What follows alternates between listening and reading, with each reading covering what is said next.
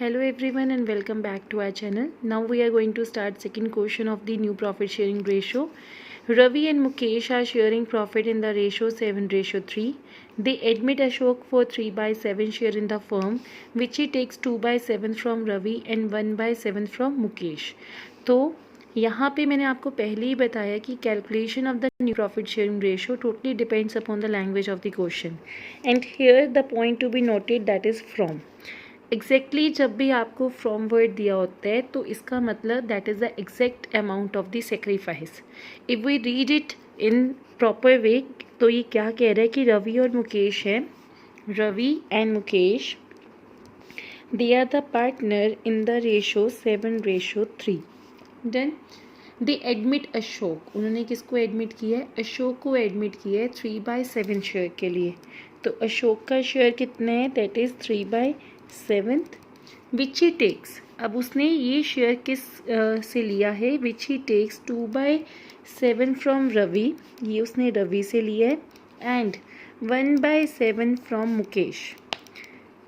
One thing, जब from दिया होता है तो that is the exact amount of the sacrifice, but to confirm it आपको ये पता होना चाहिए कि अगर मैंने एक चॉकलेट आपके लिए सेक्रीफाइस की है तो आपको एक चॉकलेट का ही गेन हुआ है.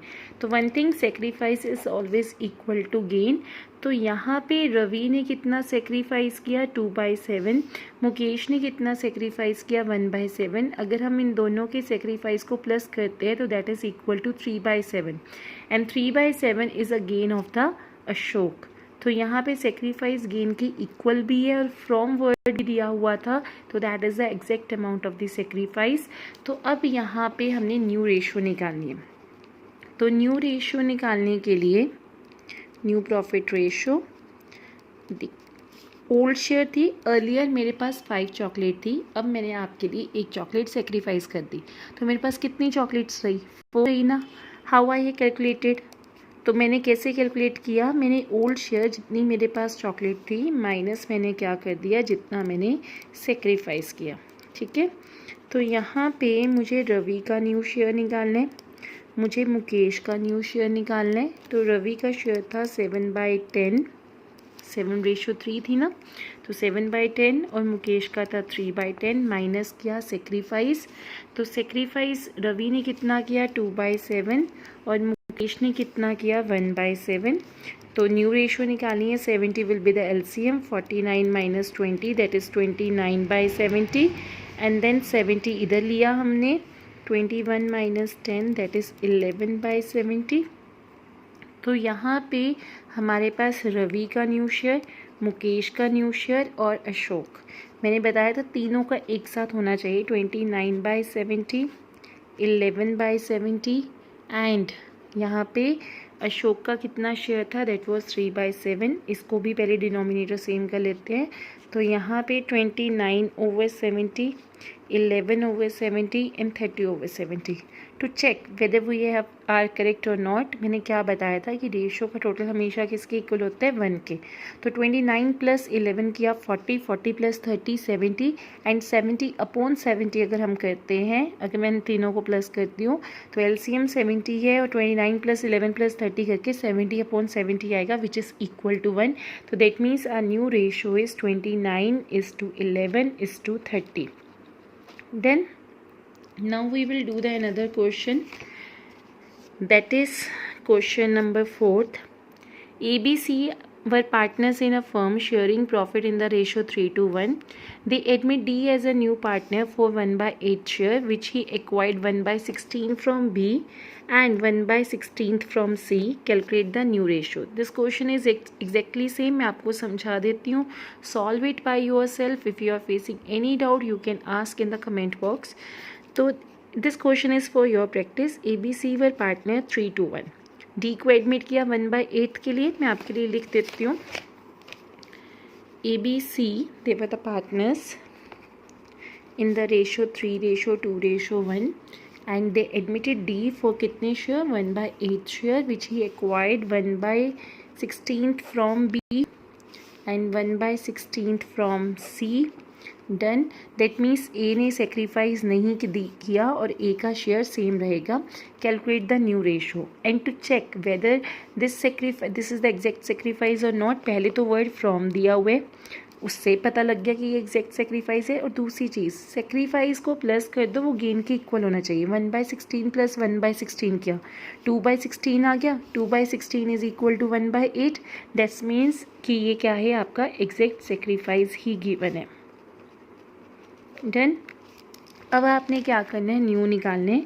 न्यू निकालने के लिए आपने ओल्ड में से सेक्रीफाइस को माइनस करना है. अब ए का ओल्ड लिखोगे बट उसने सेक्रीफाइस कुछ नहीं किया तो आप उसमें से -0 कर दोगे. एंड चाहे ना भी लिखो वो भी आपके लिए सामने ऑप्शन है. बी का शेयर कितने हैं, 2/6 माइनस 1/16 करो. सी का शेयर कितने हैं, 1/6 माइनस 1/16 करो. देन ABCD को इक्वल रखो, डिनोमिनेटर इक्वल करो and then you will get the answer. Done. And the answer I will show you कितना है. फोर्थ क्वेश्चन है of the TS Grewal and the answer is, fourth question answer is, आपका answer आएगा 24:13:5:6. If you are not able to solve this you can ask in the comment box. Now let's do the another question. Okay, that is very easy question. Question number 7. First we will do this. S, B and J, they were the partners in a firm and T was admitted as a partner for 1/5 share. Calculate the sacrificing ratio. अब ये वही question है जो last video में मैंने आपके साथ discuss किया था. S, B and J were partners in a firm that and T was admitted. If ratio is not given to you in the question कि पुराने पार्टनर्स की क्या रेशो है, तो ये हमने चैप्टर 2 में किया है फंडामेंटल्स में कि अगर आपको रेशो ना गिवन हो तो उसे इक्वल माना जाता है. यानी S, B एंड J की रेशो क्या दी हुई है, 1:1:1. तो इनकी रेशो 1:1:1 है. एंड टी को एडमिट किया गया है 1/5 शेयर के लिए और आपने सेक्रीफाइसिंग रेशो निकालनी है. अगर आपको सिर्फ ओल्ड रेशो दी हो, ओल्ड पार्टनर की रेशो के अलावा सिर्फ और सिर्फ न्यू पार्टनर का शेयर दिया हो, तो ओल्ड रेशो ही क्या होती है, सेक्रीफाइस रेशो के इक्वल होती है. तो यहाँ पे मैं आपको आंसर भी शो कर देती हूँ. 7th question. तो 7th क्वेश्चन का आंसर सी. बिकॉज हमारी ओल्ड रेशो गिवन नहीं थी तो हमने 1:1:1 ली थी. तो यहाँ पे क्योंकि ओल्ड ही सेक्रीफाइस के इक्वल है तो 1:1:1 ही होगी. Then now the next question which we are going to do. Question number 10th. Rakesh and Suresh, they are the partners in a ratio 4:3. Zahir joins and the new ratio between the Rakesh and Suresh and Zahir is 7:3 and you are need to calculate the sacrificing ratio. Okay, let's start this question. Question number 10th. Rakesh Suresh and R and S ले लिया. किस ratio में partners है, 4:3 में. They admitted Zaheer. Z admit हो गया, Z is a new partner and the new ratio आपको given है. जो ओल्ड रेशो है उसके आगे आपने ओल्ड लिख लिया. जो न्यू रेशो है between the Rakesh Suresh and Zaheer, the new ratio is 7:3 and you are required to calculate the sacrificing ratio. To calculate the sacrificing ratio you need to remember the sum. That means sacrifice is equal to, आपने पूरा लिखना है, old share minus new share.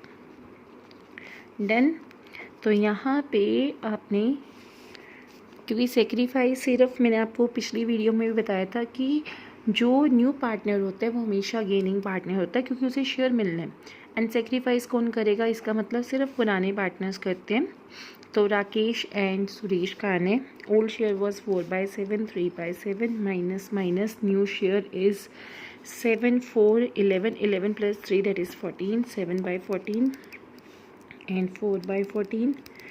14 is the LCM. तो जब हम यहाँ पे करेंगे 14 LCM लेंगे तो 14/7 क्या 2 2 × 4 क्या 8 -7 दैट इज़ 1/14.